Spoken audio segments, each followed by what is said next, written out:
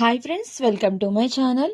ఇక ఇంట్లో వాళ్ళందరినీ ఒప్పించి అహల్యనైతే ట్రైనింగ్ సెంటర్ కి తీసుకుని వస్తాడు గౌతమ్. ఇక రాగానే హాయ్ అండి అని ఆ ట్రైనర్ కి చెప్తూ ఉంటే, హాయ్ గౌతమ్ అని అహల్యని ఆవిడ రిసీవ్ చేసుకుని ఇక ఆవిడికి ఎక్సర్సైజ్లు అవి కూడా నేర్పిస్తూ ఉంటుంది. ఇక అహల్య చేయడానికి ఇబ్బంది పడుతూ ఉంటే, గౌతమ్ నేను చెప్పాను కదా, ఇప్పుడు అలా మీరు చేస్తూ ఉండండి, నేను ఇప్పుడే వస్తాను అని మిగిలిన వాళ్ళ దగ్గరికైతే ఆమె వెళ్తూ ఉంటుంది.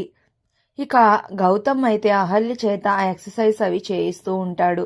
కానీ కాస్త మొహమాట పడుతూ అహల్యని టచ్ చేయడానికి ఇబ్బంది పడుతూ ఉంటాడు గౌతమ్.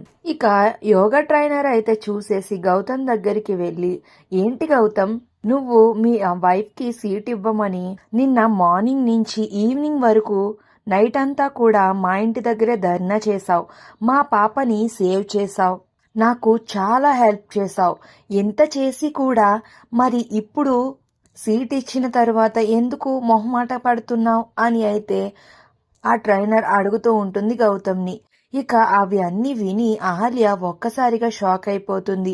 ఏంటి గౌతమ్ గారు, మీరు నిన్న మార్నింగ్ అనగా వెళ్ళి ఎప్పుడో నైట్ రావడానికి కారణం, మీరు నా కోసం ఇదంతా చేశారా అని మనసులో అహల్య అయితే అనుకుని ఇక ఒక్కసారిగా షాక్ అయిపోతుంది.